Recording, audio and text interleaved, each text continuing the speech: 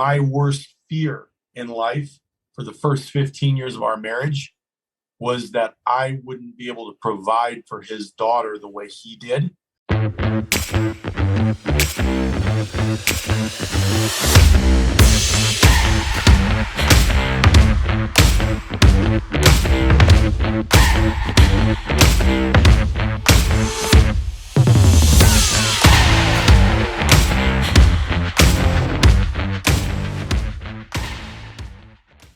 Hey guys, welcome back to another episode of Solid. We're excited to be here with you today. It's been actually a couple weeks for Jeff and I. Jeff just got back from a little vacation. Yes, a couple weeks. You went to Virginia, Florida, Bahamas. Yeah.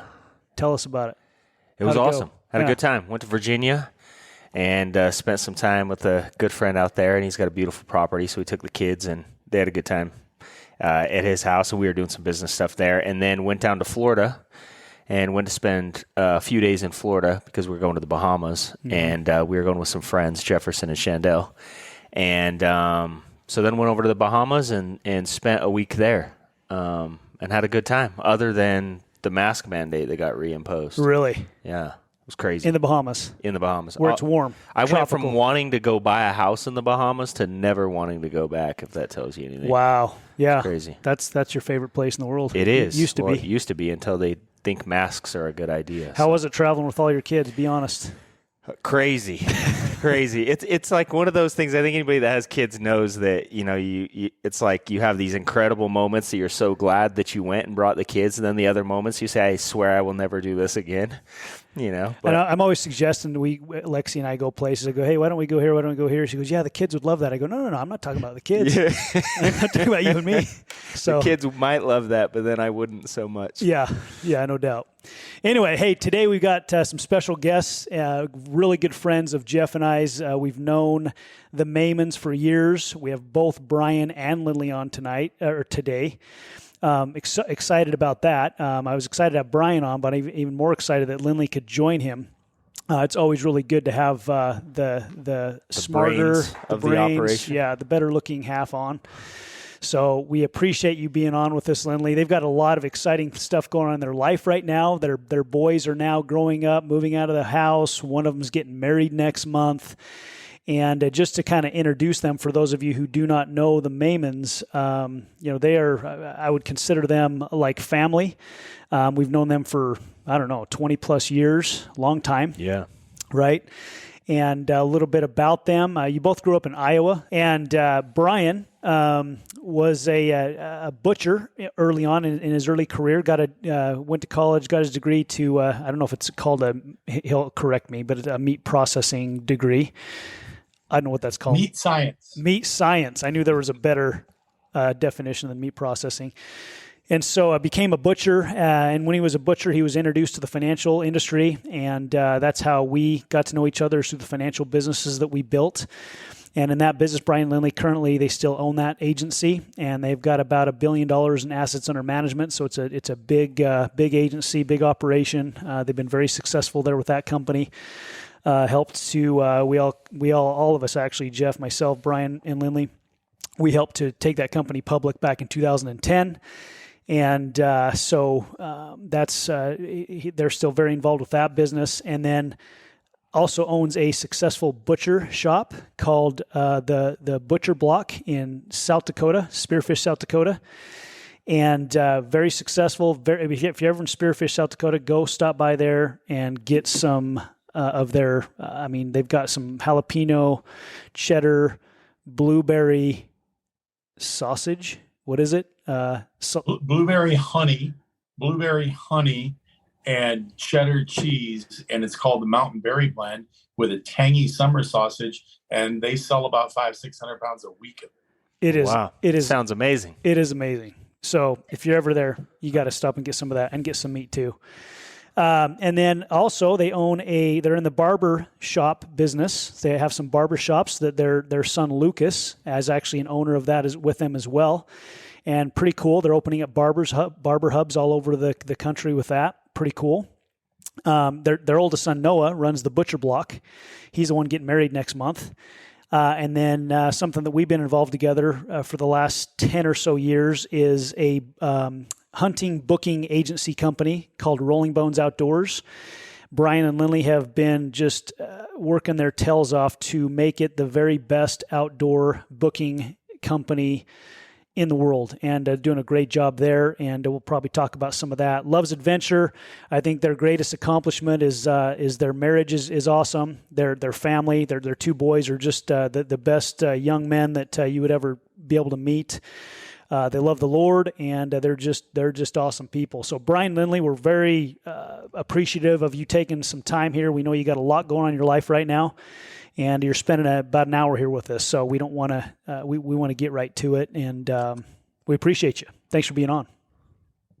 We appreciate you, and thanks for being such great friends and godly men, and bold in the face of bullshit. Right. Because we need more of those people in this world, right? Yep. And so I was laughing when Jeff said that he went from liking the Bahamas to not liking the Bahamas because of the mask mandate. I don't get how, I just don't know in this world where we have these mask police that are going to say, okay, you have it properly over your nose at this point. And as a herd species, the human race, how we're going to actually manage it like that. And these governments, these bureaucrats think that they're going to, it's just to impose influence and authority on us because there is no science behind it. And everybody with any common sense knew that from day one. But that's not really what I thought was funny what he said. I thought the funny thing he said was that when you take your kids that you go, this would be a good idea until you get there.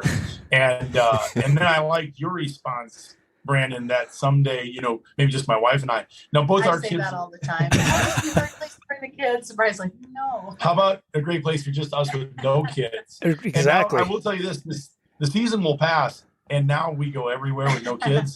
And I just want to let you know, I have perspective. Was it better with kids or without kids? Both. And no. It's way better when their suckers are growing up. It is pretty. That's the difference talking to the guy versus the girl, right? It's yeah. For sure. The Lord wanted us to raise them, and then they get to go live their life of free agency, and then we get to get back to living our life. And all those things going on. Anyway, all seasons are great, and it was a lot of fun. So it is awesome to come full circle and be with the one you want to be with. Who you started it with.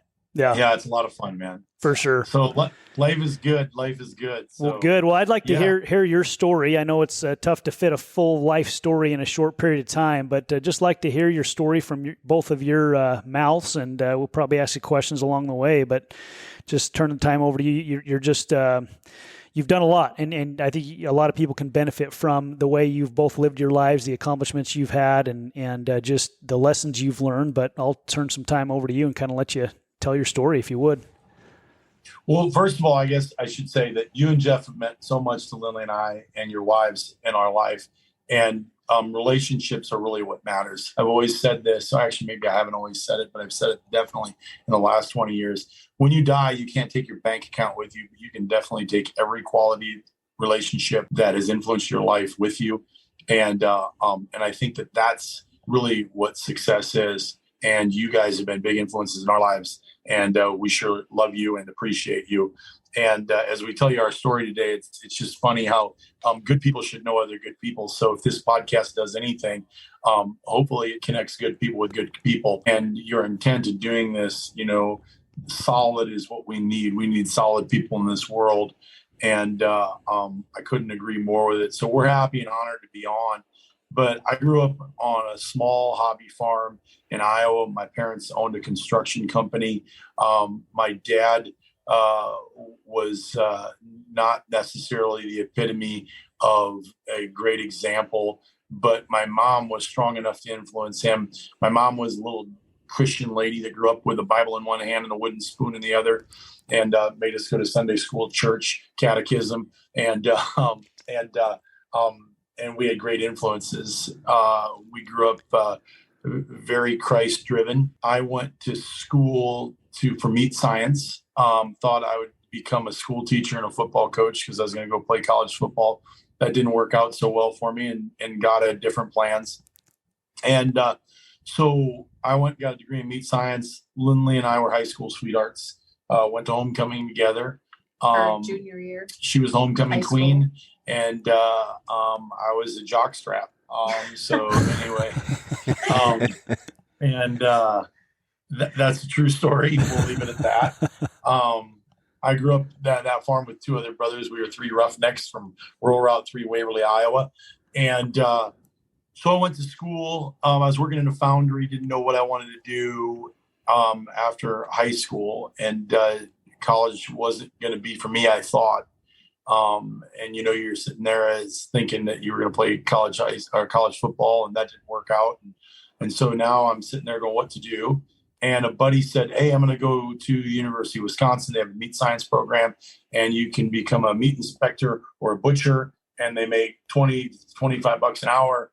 And this was back when you're making $6.50 an hour, $7 an hour. And I was like, holy smokes, I need to go to that. I'll go with you. And so I went, left, came back, enrolled in the class. And I guess, then we started our first business. We always kind of had an entrepreneurial spirit. We started our first business. You had an entrepreneurial spirit. Yeah.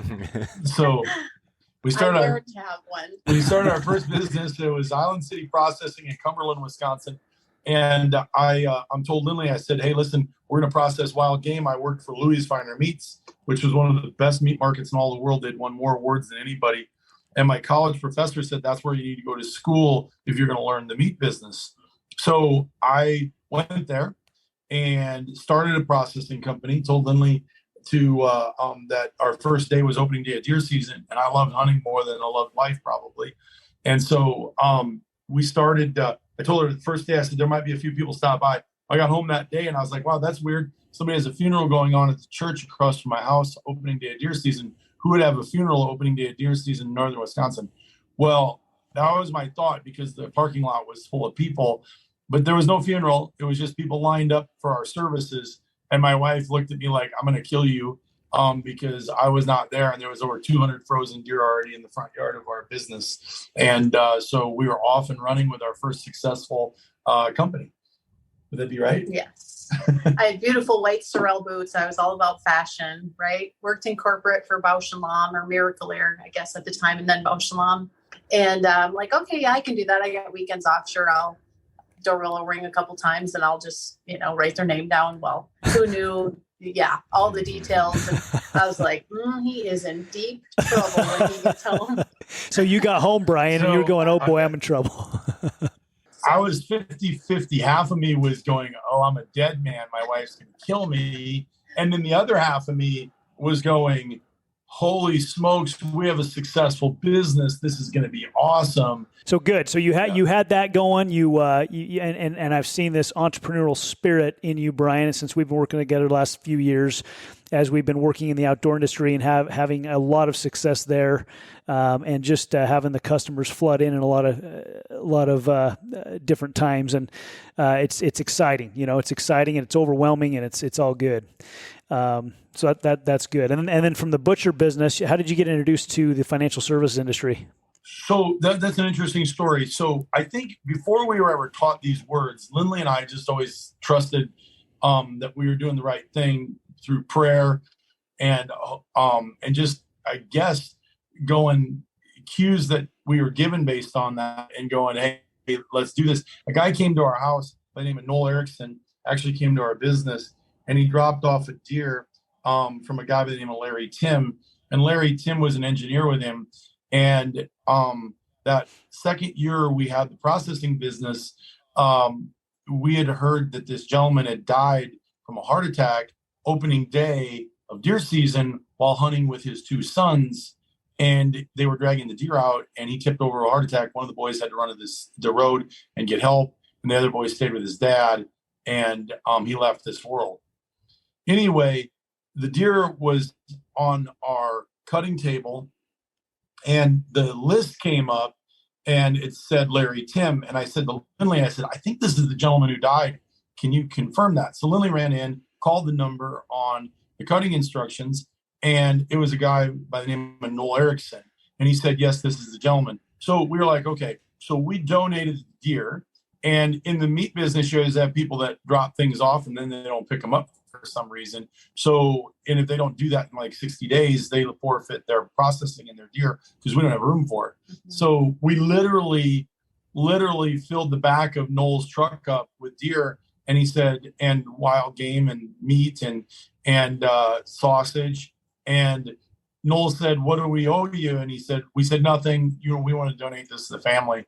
Well, he went to work the next day, and one of the guys at work goes, dude, this is not one deer. You don't load the back of a pickup and 300 pounds of meat with one deer. So Noel calls back and says, dude, you guys didn't need to do that. And we were like, that was what the right thing was to do. So anyway, fast forward now, a year later, Noel gets hired into financial services by his best buddy from college that had moved down from Canada to open a branch office in Minneapolis. Well, then he calls us and says, hey, I want to show you this financial service opportunity. We're looking for advisors. We're looking for brokers to sell mutual funds and become investment advisors for our firm. And they had a buy term invest the difference concept that came over to our house. We had cash value life insurance. I told Lynley this would be a good thing for you to do part-time. I have a meat business. Lynley said, this would be a good thing for you to do. I'm not doing it. And so we said, he said, you guys should do this together. Go get your licenses. So that's what Lynley and I did. And then fast forward now, we have 49 branch offices, just about $1 billion under management. And it's changed our life forever. And that's how we got into financial services. Now, there's a longer story to that. You guys were involved in a part of those chapters, but that's what happened. That's there. Awesome. So you guys. Go ahead. Yeah, I was just going to ask. So you guys have been in business together since day one. Then, I mean, everything you've ever done was together. It sounds like everything we've ever done has been together. We had separate careers until financial services, and then we had the butcher shop together when we both had our own jobs. Yeah, I guess. Yeah. I mean, think about it. He's right, right? Together, yeah. Was that by accident or was that intentional? I mean, was that something that you guys? No, Jeff, I felt sorry for him. He needed help. That's awesome. Miserable. I'm like, honey, if we're going to get paid and you have to fill out paperwork, let me help. I can do this. So I jumped in. So she did. I thought we'd just cut up deer and people would come hand me cash. And she's like, Brian, you need to get invoices put together. You got to have a ledger of who owes you when they're picking up. She goes, did you think any of this through? I said, no, I'm a butcher. I know how to cut their animal. They don't know how to, and I want to get paid to do it. She's like, I'll set you up. So literally, we've been a team since day one, our first business. And Lynley's been the boss, and I've been the grunt laborer. That's awesome. That's not true. Well, I love it. That is absolutely 100% true. I set up the systems, and he runs through walls. That's so true. Brian goes, I got this idea. We're going to go do this. And we all kind of say, okay, let's do it. And we just know that Lynley somehow is going to take care of the stuff that doesn't get done with anyone else. So you guys have got a good... You witnessed this firsthand, us building this outdoor adventure business. Huh? Yeah. But you know what? Thank goodness, Brian, you're like that, because the world needs people to do that. And then definitely need people that are structured like Lynley to take care of all the, I guess compliance is maybe not the right word, but all the organization and make sure things get done. Well, I actually think it's a good partnership lesson, because so often I think, men want their wives to support them, but they're not putting in the effort and the energy to put in the activity for the need for support, right? It seems to me like when I listen to that, you created a lot of activity, and Lynley feeling like, well, I have to, right? I need to help you. You're putting in the work and the effort, and you need the help. I think a lot of guys are, a lot of times I've seen in our career where guys want help from their spouse, but they don't really need help with anything. The reason the spouse doesn't want to help is because they're not putting in the effort or creating the activity for it to really, for them to need that person's help, right? So it's kind of a good, I think, partnership lesson for a lot of people listening. They go, how do I get my wife to support me? We'll do more, right? Make her feel like, you need her because there's so much going on, right? I don't know if that's good advice. That's really good advice. Actually, I kind of live by that. I like that.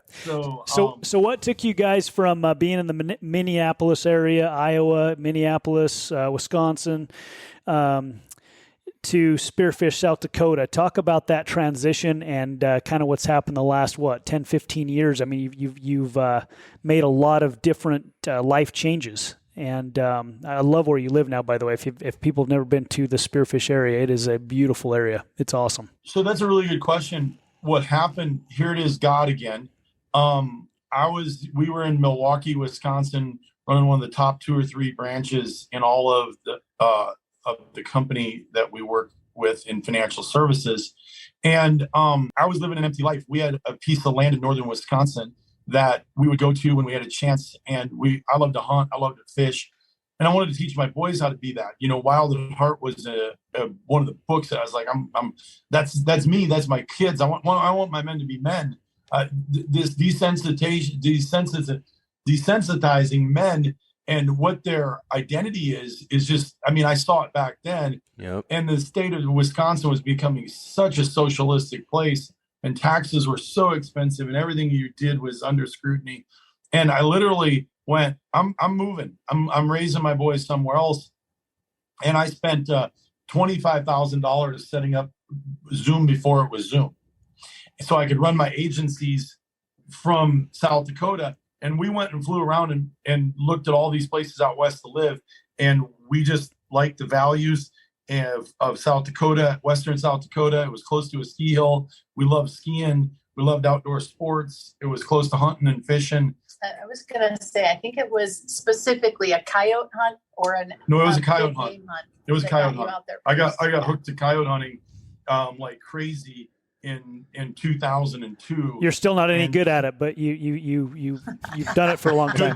Good thing I taught you how to do it. So anyway. He had went out there hunting a couple times, right? And then he's like, honey, we need to go out there and take a look at it. Well, I think the first time we came, it was a blizzard. It was snow. An early spring snowfall came in, and you were like, what are we going to do here? And I'm like, no, just let's go again. So we started going all the time. And then we went to the canyon and stayed for a week with the kids. I think one was one in diapers. And one was, And so we stayed for a week, and we just felt it was the right place. And I'm like, well, you can go back, but I'd like to stay here. And of course, joking. And he's like, we should look at moving, get out of the gated community. Move to we were living in a gated community. Our neighbor was the CEO of Bremer Bank. Our other neighbor was the COO of Milwaukee Tool. Down the street, a couple houses, was the speed skater Dan Jansen. And it was an awesome community.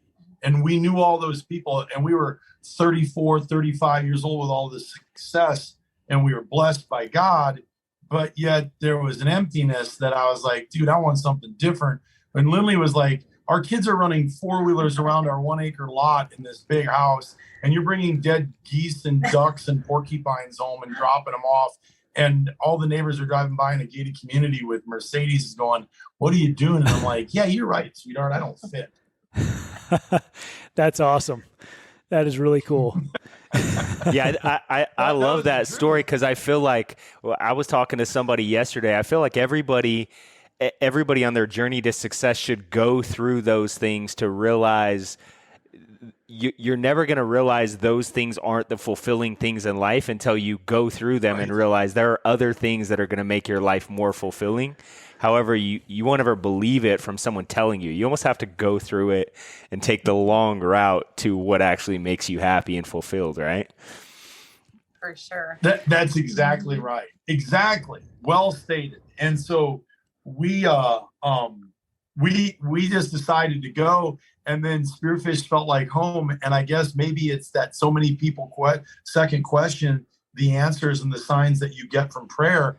And I'm not trying to get too deep, but the fact of the matter is that we just said, okay, listen, we're going with faith, and we moved there.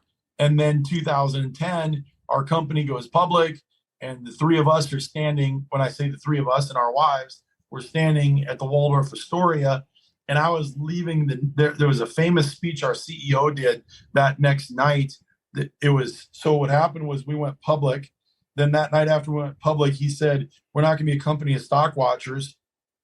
And I said to myself, that's going to be BS, because if they're not watching the stock, then our shareholders aren't going to be happy. And we just went public. So I think that this might not be exactly right. And so the next day we went and spoke, and there was this huge thing. And I remember talking about taking our company public, that our reps needed to take our company out to the street and let the consumer know what we offered them. And I felt really good about that and that message. And we left there to go to the airport, and we were in a town car, you and I were. And I said to Lynley, I said, I want to take a company public, but not in the financial services industry. I want to build a hunting company. And I didn't even know what it was. And then in October, I came up with the idea because we were on I was on a hunt, and my buddy goes, you should, who was my guide on that hunt. And he said, you should hire me in financial services, and we could open an office in Gillette, Wyoming. And I'm saying, no, I'm not doing that. And he goes, well, then you should start a business that does the same thing, that has a booking agency across the nation that books hunts, and I'll run that for you. You should start that company. And that seed got in my head, and I went, that might be an idea, because I know how to run agencies. I know how to open offices. And then we went down the road, and then I called you, Brandon, and we started RBO, Rolling Bones Outdoors, which is today one of the largest booking agencies in the world. So cool. It's awesome. Yeah, I think the story behind that, I know that you drew the logo, I think, that night of the logo we have today. If you look at our Rolling Bones Outdoors logo, the elk skeleton, you drew that. Is that right, Brian? Mm-hmm. Yeah. So we were sitting there, and he said, I was kind of half engaged with this concept, and because it hadn't manifested itself in my brain yet. And I said, well, what would you call this agency? And he said, I call it Rolling Bones. And I'm like, Rolling Bones? He goes, yeah, that's what my brother and I were going to always do. If we could have an elk guide service together, we were going to call it Rolling Bones. Because, you're rolling bones, you're always rolling them up the hill, you're rolling them down the hill, you're helping people shoot animals, you're guiding people, and we call it Rolling Bones. It was catchy. I said, okay. So I wrote Rolling Bones down. And then I was like, that is a catchy name. I think we still have the napkin. We do have the napkin. And then he said, art school football coach, right? So I love to draw. He said, I said, what would your logo be? And he said, it would be like an Arc'teryx logo, kind of, but different. It would be the skeleton of a elk. And I just drew out a skeleton of an elk. And he goes, that's it. That's perfect. And I just sketched out on a piece of paper. And he said, that's awesome. That's what I do. And so that's where it came from. Yep. Very cool. And you've got a passion for hunting. You've been on adventures all over the world. What do you and Lynley, you can comment on this as well. But what do you like most about the hunting lifestyle, the adventure lifestyle? What is it that gets you? I mean, why are you so passionate about it? Obviously, Rolling Bones is a dream for both you and I to be able to do, have it be a part of how we make a living in doing what we are very passionate about and we love. But what is it for you that you love? I love the same thing about it as I love about being self-employed and being an entrepreneur. And I've thought about this a lot over the last 2 or 3 years as I've been reading a lot on this youth culture and how there's a systemic issue with it.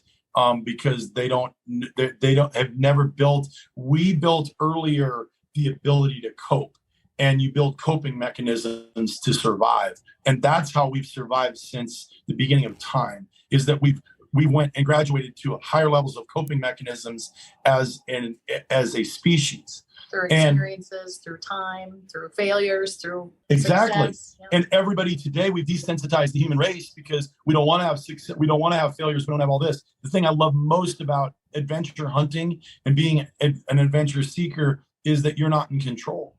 Right. I love not being in control. Yeah. I love not knowing. Lynley says I'm strange. I love. There's a rush. There's an endorphin that I get that just comes over me when you get dropped in the middle of nowhere and there's a sheep somewhere within 50 miles that's legal, and you need to find that ram, and you need to go. It's way more than squeezing the trigger and killing an animal and bringing it off the mountain. And that's why we honor that animal by maybe life-size mounting it. Are you kidding me? It would be way easier to throw the horns in the back and bring it out without the hide. But we agonize over bringing it back so we can have a symbol and honor the species that we just harvested because he was the oldest, most mature thing. He would have never made it another year. We helped the actual species itself, And by adding that conservation, I was not in control the whole time. God was in control. The earth was in control. The animal was, and I participated a role in engaging in that and having success and sometimes failure. Sometimes I come home empty-handed because I don't get what I wanted, or it doesn't opportunity present itself, or I don't find the age class animal I was looking for, and that's okay too. And so that's what I get most out of it. That's awesome. I get excited. I think we just got to continue to get the education out there, so make people aware of conservation, what that actually means. I've got this doll sheet behind me here that at one of our camps we actually booked for up in Alaska. And it's an 11-year-old ram, so it's at the end of its life. And the money we spend on hunting is an investment into conservation, so that all that money goes back into the whole industry. And like you say, we want to take the mature animals, and that allows the younger animals to mature. And then we do predator control. You said you love coyote hunting. We help with that because if they cause a lot of trouble with eating cattle and the young deer and they're bears. Bears are like a lot of times people have a problem with people hunting bears, but bears, same thing. They will decimate the moose population and elk population, deer population as well if they're not managed and controlled a little bit as well. So they don't have a bear doesn't really have another predator. So we have an opportunity to go out and help out with that. And then, like you say, when you're in the butcher business, you donate all that meat. If you don't eat it all, it's going to go to somebody who needs it. And it's just it's all around just an awesome thing. So I think what's cool to hear, Lynley, I would like to ask you, like, what watching Brian. Obviously, you guys have been very successful in everything you've done, and then listening to him talk about the characteristics and what he gets from hunting is cool. I think every young boy needs a father or a mentor or someone that has these attributes. I think how much better it would be for our world if we had more men raising young men that had that thinking. But Lynley, what would you say are the things that make, or the qualities or the characteristics that make Brian that guy, right? Successful entrepreneur, but also I'm guessing it's the same things that make him a successful hunter. I know your boys, you've raised some incredible boys. What are those characteristics that you've seen in him that you think helped him become successful in these different things? Maybe they're common characteristics, whether it was hunting, raising great sons, which I know he going to give you credit for a lot of that, right? And then in financial services, what are some of those things you would say that you've watched him I guess use over the years? He's giving me notes, which I don't have my glasses on, but I can read. It says stupidity. I knew she was going to say that because he's dumber than a post. He doesn't know quit. No, I'm sorry. Well, he just, I'm like trying to. So here's the story. Still, after 30 years of marriage, he surprises me. Because I go, what is it about this industry? What is it? I still learn more and more about him. And the fact that he likes, what did you say? Going out, not knowing what's happening? Not being in control. That is like the total opposite of what I like. And I'm not a control freak, but I strive in having a plan and raising children and, having things, just probably like your wives, but your wives. But I was raised, from, I don't remember not seeing whitetail hanging, out in the barn. And my dad didn't count me out as a girl, as a female, So I think as important as it is raising boys around that, it's also raising girls in the culture of conservation and that didn't just come from the grocery store. There is a process and how evolution and God and creation and honoring that, hunter-gatherer. We hunter and gatherer. Yeah. We had that property up in Wisconsin, and I'll never forget Noah. Brian was showing him how to shoot his first BB gun. And I don't remember how old he was, but he hit a bird and he killed it, and he was sad. And so our responsibility as parents were to explain how that process works and to mourn and to honor and to, Well, both the boys, I love what you're saying, Lynley, because both the boys, our sons, harvested animals early in their life. And death was something that they held in their hands and understood that this gun, this rifle, when you squeeze the trigger and harvest an animal, it's completely over. It's like you made a decision to take something's life to give you life, whether that be that bird, that grouse that he had to go, oh my gosh, now what? Well, now we're going to eat it and we're going to honor this animal, and it's going to provide us protein so we can continue to thrive and strive, so we can then give to fellow man and teach them what we know we need to take of that gift. Understood harvesting early, and they understood that role. And I don't know if that's answering your question, but that, Lynley has always been supported, I guess, my ideals as a father and as a leader in our community. And you stood behind that and give great. That's what I would say. Yeah, I'm actually glad you answered that way, Lynley, because I think Brandon and I have had this conversation that it was kind of by accident that this podcast turned into this solid lives, but building solid men. We felt like that there was a gap in the world. But one of the conversations we've had that by men becoming great men also makes the world better for our wives and our daughters and the women in our lives. But we become better because of the women in our lives that were raised with that example too. So I think that it's awesome that you responded that way. I love to hear that, because, and maybe it'd be nice to hear more of your perspective on that, because if more women, I guess, supported men in the process of doing what men love to do, but then doing what men are called to do as well. Because I think sometimes, I know for myself, it's taken my wife to say, hey, you can do this. I believe in you. You've got this. And that's all I needed, was that little bit of nudge. And had she not been there and not had the faith, who knows if I would have had the guts, right? So I always say we wouldn't be where we're at without her. And it obviously sounds like that in your guys' situation, but maybe give your perspective, maybe talk a little bit more about that, about how you growing up that way. Maybe, I don't know, how much is Brian like your father? I guess that would be an interesting question. But you growing up that way, did you see these characteristics in Brian, and maybe you continue to see those things? Or, I mean, what is your perspective on that? Let's see. That's a great question. Well, I can answer it. I can answer in the sense that I want to make Brian better. And I sincerely mean that. He loves hunting and has a passion for the outdoors. And it's funny because, don't tell my wife, but I'm going to go on this hunt. I never understood that. And I said, please always be yourself, even if I don't like it. We go back and we have a discussion with a purpose about it. I want you to be the best you can be. And so he loves hunting, and I understand why. It's about, I've never done that. It's about, I've never said, don't tell my wife.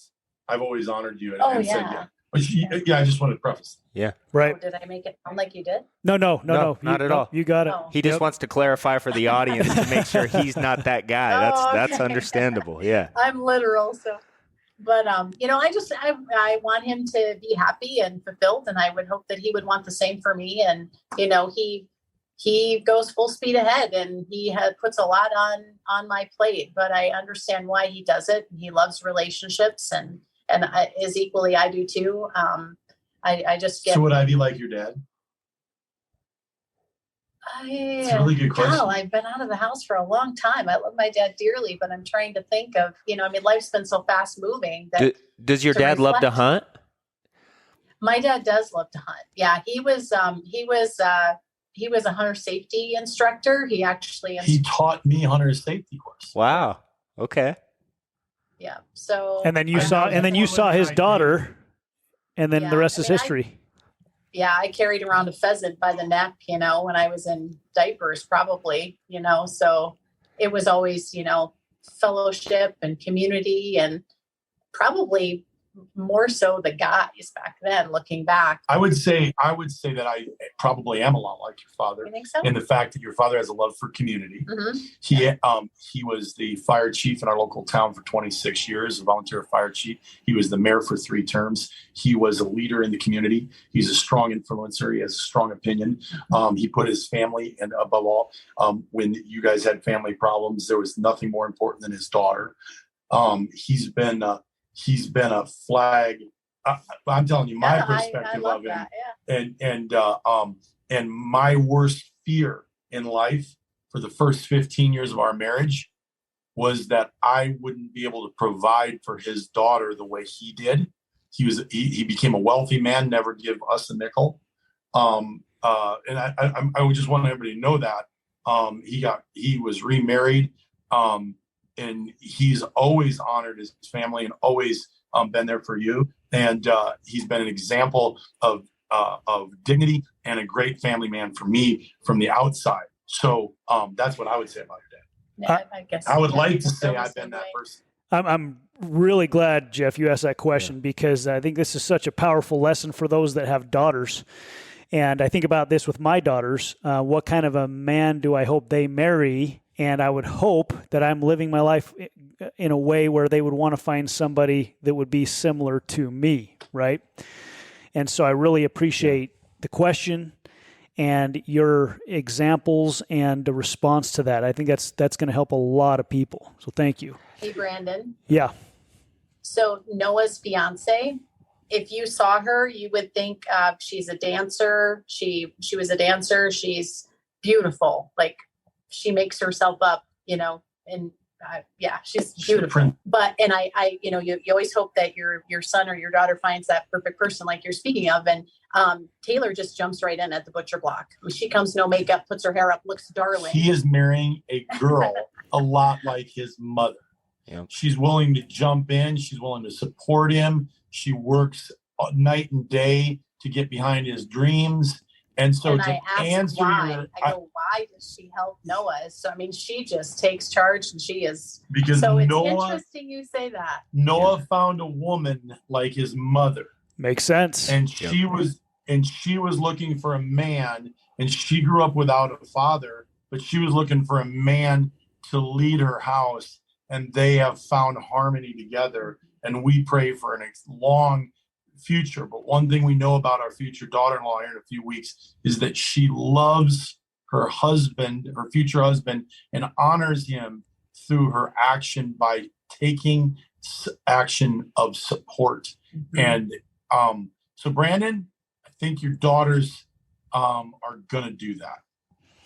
Well, I appreciate that. Thank you very much. And you look at those that maybe don't have a dad at home or a mom at home, and that's a challenging situation for those. So for those of you out there that are married, do whatever it takes to work on that marriage and make it great, right? Yeah. I mean, it's so important, and it's not easy to always, to have a strong marriage. You're going to have to learn how to adapt to each other as you grow, and right. It's part of the deal. Yeah, I mean, I love this because I didn't grow up with great parents. I didn't. I love my mom to death. My dad wasn't around, but there was no great examples, right, until I joined the business, right? So I got into financial services, and I had great examples like Brian and Lynley early on, or you and Lexi early on, and so many people that really inspired me. And so I had to intentionally think about that, right? With Kelsey and I never had an example of how to treat your wife good, right? I never, it was just never there. And so it's cool for me to hear your story. And that's why I ask that, because one of the things I've always tried to do is be intentional about the way that Kelsey and I treat each other, because I realize that my children most likely are going to find spouses that emulate the characteristics or the traits that they saw in us, mm-hmm. right? And it's obvious in you guys. I've known you for so many years and seen your marriage and your kids, and then to hear the example, Lynley, about your dad, and it's obvious that example continues whether we like it or not. So if you had a good example, odds are that if you were that example, it's going to continue to happen for your children. And if you had a bad example, odds are that that's going to continue to happen unless you change it, right? So you have to be aware of the change if you want to change, but you also, I think it's very important for us to be aware of the great examples we have around us so that we can put a spotlight on them and let people know this is what it should look like, right? This is the example that we should have, and this is the person we should strive to become, and realizing it's not just going to affect us and make our life and our marriages better, but it's also going to make the lives of our children better, right? And how cool is it to see your guys' example and knowing that your son's getting ready to get married and hear that example as well. And it sounds very similar to your guys' situation. I'm sure if we went back, you guys have had that. I know Brandon and I, we've talked about his parents and that example as well. So I think we had more of this in the world. How much better would the next generation be if we did a really good job of spotlighting this topic in the world? Not only would people be more successful financially, more successful as parents, they would be happier, they would have a more fulfilling life. I mean, there's so many benefits that come, I think, from this topic. It's awesome. Agree. And I'm glad you set that example, Jeff, because there's we got to take responsibility for where we're at. You've got what you got right now. What are you going to do to improve upon that? And you've done a great job of that, even though you didn't have that perfect example. Brian, what were you going to say? I was just going to say, I want to echo, obviously you both are master communicators, and I'm on this podcast today with you guys, and I'm seeing what your vision is and your intent and your intention with this. And it's humbling because our world needs more. Jeff had said that he saw a great example from our company and the leadership in our company. This is why, if you're listening, and my dad was a terrible example of being a father, but my mother was an outstanding example of honoring God and her marriage and her family. Really, people just need one or two great examples to become that person. And the success of your company, the success of your marriage, the success of your day-to-day wins is so important in the life of all the people around you, because you don't even know who you're an example for and to when you're on a journey to win. And it's not just financially, that's important, but just win as people. And that marriage is that reason to win. And Lynley and I had two rules. Number one, we needed to practice when we had a disagreement to making up quick. Could we disagree and within an hour say, let's go break bread with our boys and let's forget that and move on? And number two, if we were arguing or bickering or having a disagreement about something that could be solved by money, then we had to make a pact that we weren't going to disagree about it or argue about it anymore. So if we were having an issue and we were arguing, we had to say time out. Could we write a check out for the root of what we're arguing about? And if the answer was yes, it was a rule we couldn't argue about it anymore. It was not worth arguing about. Then we just needed to go focus on how to fix that, which was create more activity, love each other, spend less money, get organized, become better communicators, whatever that was. And the kids heard us disagree. They heard us they heard us not agree, but I think they saw us understand. They saw us, They understand who each of us are. They figured out that you were always right and I wasn't, and that we needed to rectify all. I know we only have a few minutes left here, but I really wanted to get to a couple things with both of you, and you're already starting on what I was going to ask, because I wanted to ask you, what are some of your main philosophies in life, in business, for success? And just to kind of give you an idea what I'm asking, and there's certain things that I've watched you both do and continue to do that are just such a great example. I think if we had everybody doing these things that wanted to help other people out, the world would be a better place. And just simple things. You're masters at writing handwritten notes, thank you notes, and sending those out. We had Art Williams, who was one of our great mentors to all of us, and Mike Tuttle, and I think of Brian Lynley Mehmen, you're right up there with them. Acts of kindness, just discipline, focus, having a schedule, daily wins, as you're talking about.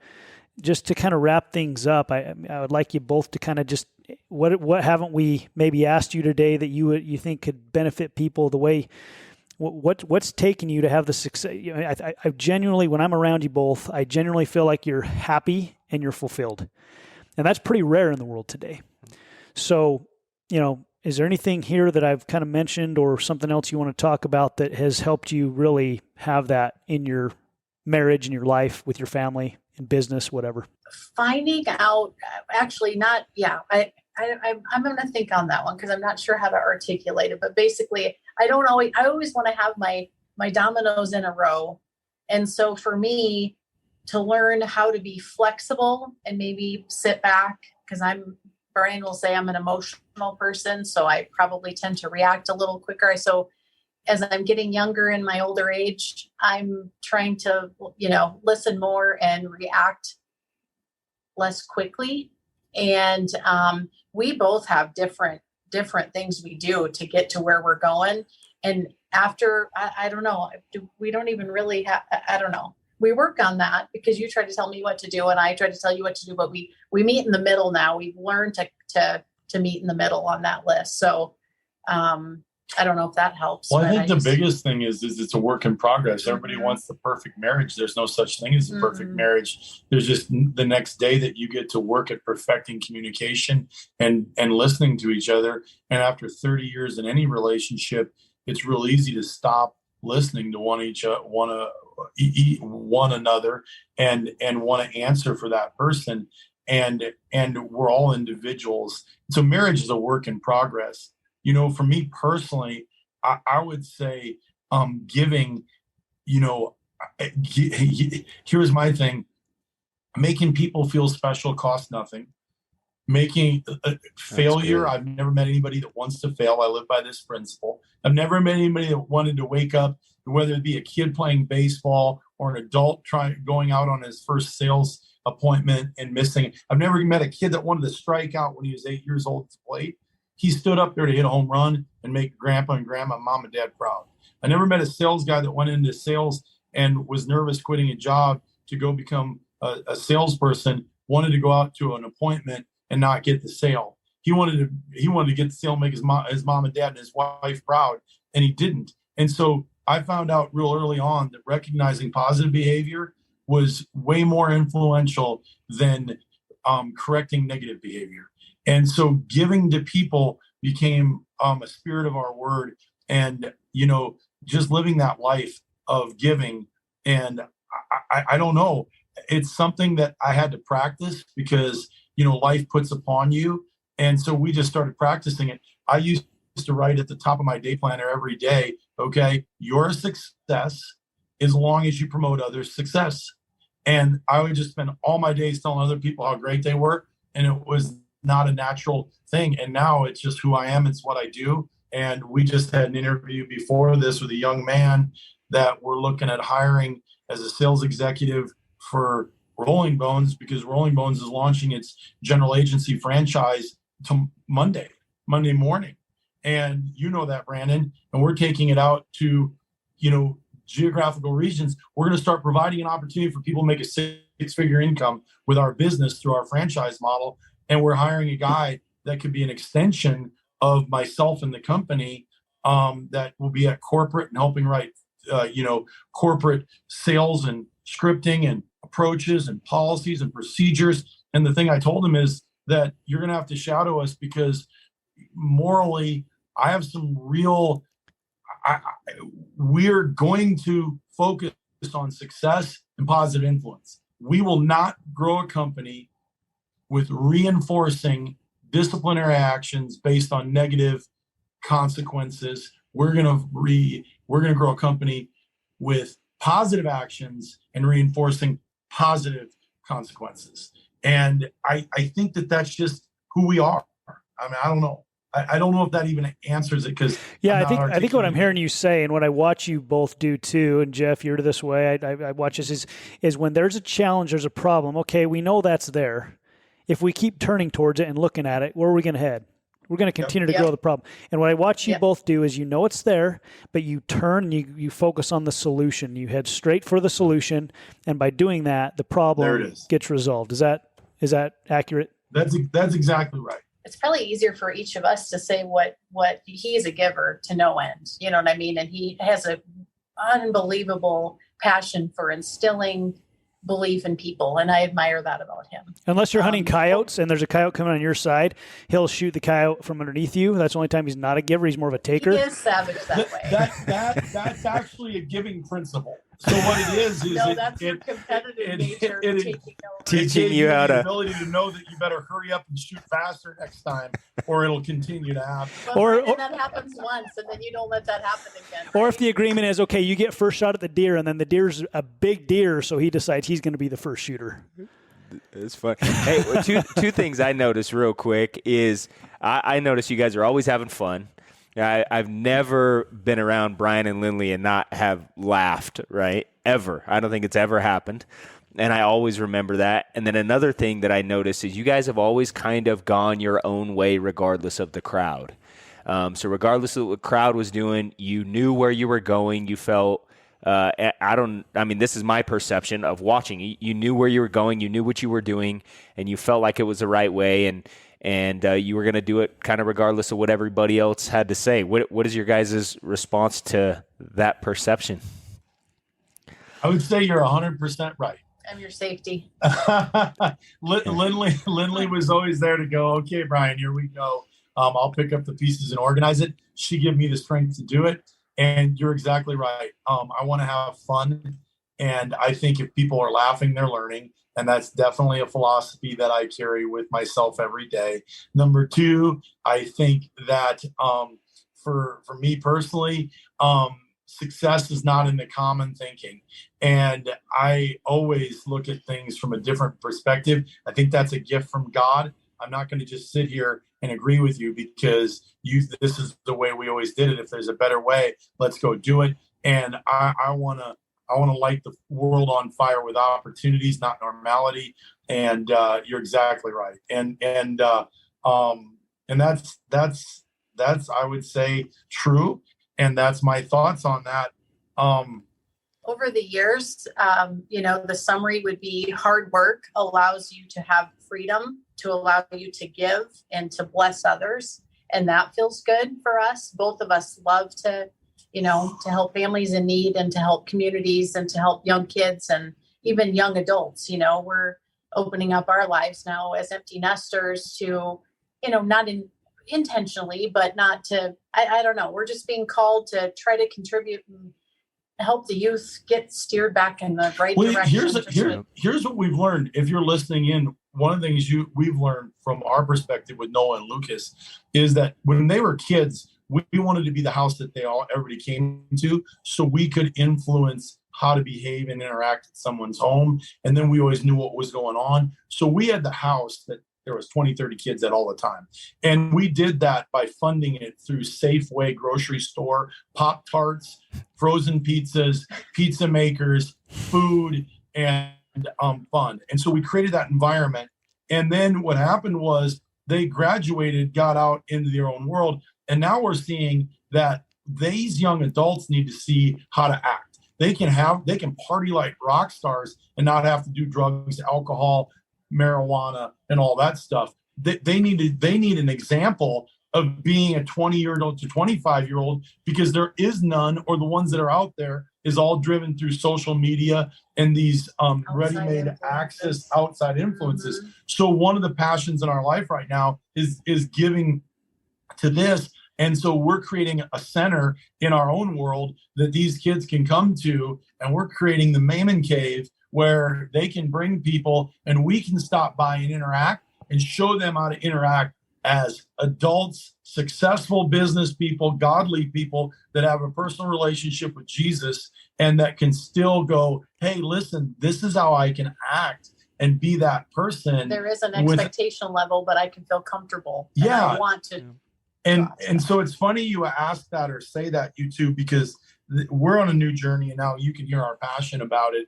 But it's just like, you know what? And that's off the beaten path. We don't see a lot of people doing it, Right. And so we want to continue to grow this, our world, and become better givers. We know you do. I love your concept of this podcast. Hopefully there's some things we said that make a little bit of an impact and that can help. And our kids are a little older than yours. And we were watching you go through the same things we went through, and we appreciate it, and we wouldn't want anything less than all those pains and agonies for you. So anyway, I'm teasing. I love you, brothers, and you're amazing, and I appreciate you having us on. Yeah, we love you guys too. And sure. wow, this is going to be such an impactful podcast for people to listen to. I'm excited to get this out there, and just the examples you both are working to live up to that. I mean, you're doing such a great job. I mean, it was great today. Amazing. Yeah, thank you guys so much. Appreciate you guys hopping on. Yeah. So yeah, until next time, like, subscribe, give us, share this with other people that you think could benefit, help us break the algorithm. Anytime we talk about God or whatever, it seems to, they try to block it or something. Yeah, they do, definitely. So yeah, if you can like or comment, share it. I think comments and ratings help a lot. They move it up. Anytime we talk about these subjects, it kind of gets suppressed a little bit. But yeah, especially today, today's crazy world. So yeah, thank you so much for tuning in, and continue to live solid. We'll see you next time. Oh yeah, Brian, go ahead. Go ahead, Brian. No, I was just going to say, you need to get this out to us because we'll put it on all our social media references. And you two are doing an amazing job. I don't mean to. Anyway, I shouldn't have said anything. No, you're Thank good. you for being amazing, guys. thank you guys both for being on. Thank you. All right. Okay, see ya.